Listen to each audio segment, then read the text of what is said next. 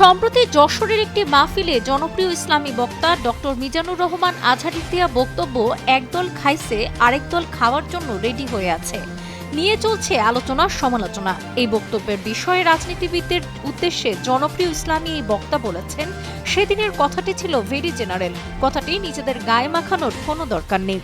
শনিবার রাতে Sylhet MC college মাঠে আঞ্জুমান খেদমতে কুরআন সিলেট আয়োজিত ৩ দিনব্যাপী তাফসিরুল কুরআন মাহফিলের শেষ দিনে আলোচনায় বয়ান পেশকালে তিনি এসব কথা বলেন।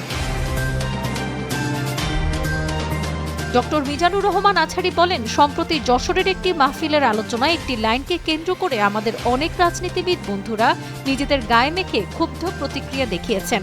আমি বলেছিলাম একদল খেয়ে গেছে, আরেক দল খাওয়ার জন্য রেডি হয়ে আছে। এখানে তো আমি কোনো দলের নাম বলিনি। দেশে প্রায় ৪৮টি নিবন্ধিত রাজনৈতিক দল আছে, কোনো দলের নাম আমি বলিনি, কথাটি জেনারেল রেখেছি। দায়ীদের বৈশিষ্ট্য এটা, যার যে মেসেজ নেয়ার এখান থেকে নিয়ে নেয়। কোনো দল এটা নিয়ে কোনো কথা বলল না, কিন্তু আপনারা যে এটা নিজেদের গায়ে মাখালেন এটি ঠিক নয়। আমি বলবো এটা খুবই অনুভূতিপ্রেম। তিনি বলেন, আমরা কোনো দলকে টার্গেট করে কিংবা কোনো দলের পক্ষে কথা বলি না।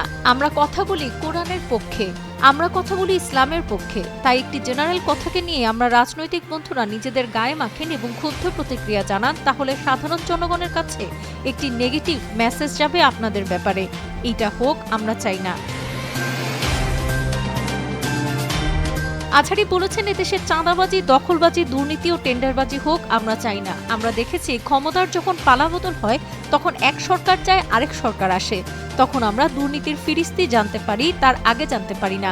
প্রতিটি দলের ভেতরে আমরা এই বাজে স্বভাবটা দেখেছি, তাই এখন আমাদেরকে শুধরে নেওয়ার সময় এসেছে। নতুন ভোরের বাংলাদেশে আমরা যেন কাদা ছোঁড়াছুঁড়ি না করি। আমাদের শপথ নেওয়ার সময় হয়েছে।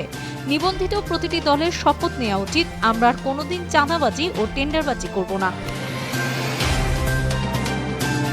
ডেস্ক রিপোর্ট, তরঙ্গ নিউজ।